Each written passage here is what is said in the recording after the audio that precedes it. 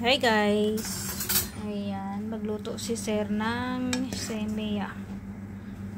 Ayan, handmade yan guys. Galing sa flour, harina. Let me see, Sir. Ayan. Sobrang ganda niya, colorful. Ganito yan guys kapag dry siya. Ganyan.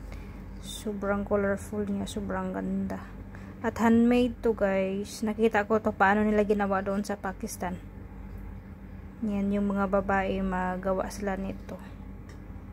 So, yan, sobrang sarap nito. Ayan na guys, malapit siya maluto. Actually, ang pagluto nito ay sobrang bilis lang. Parang nagluto lang tayo ng bigas. At yan, lagyan lang siya ng asukal para mas masarap or sweet kasi ito guys. Ang pagluto nito matamis siya. Ayan. At yan guys, hindi ko na alam anong gagawin ko dito kasi si Sir lumabas kasi tumawag yung pinsan niya na critical yung iyaan, yung auntie niya. So ayan, iniwan ako dito at hindi ko alam anong gagawin ko dito guys kasi may nilabas siya na butter. Hindi ko alam kailan ilagay yung butter, kaya siguro palpak tong pagkaluto na to.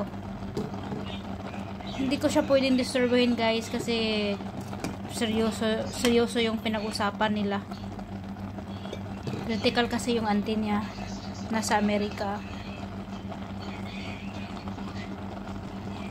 At yan, kausapan niya sa telepono yung mga pinsan niya, kaya hindi ko talaga alam paano to gagawin ngayon. Siguro sobrang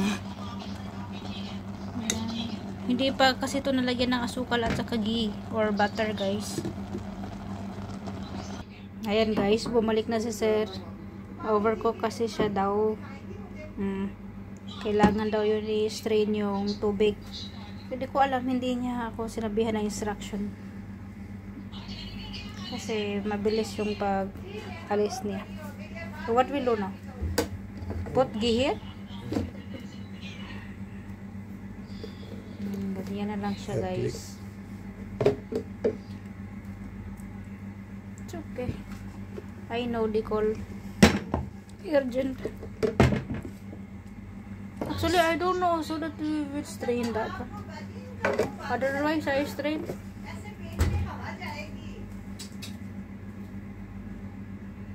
So yan yung butter guys.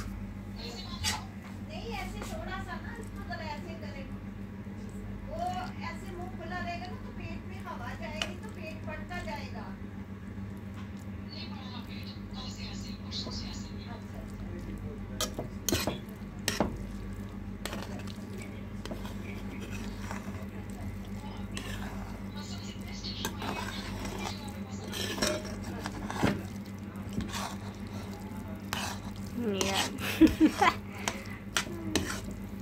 Yan siya guys.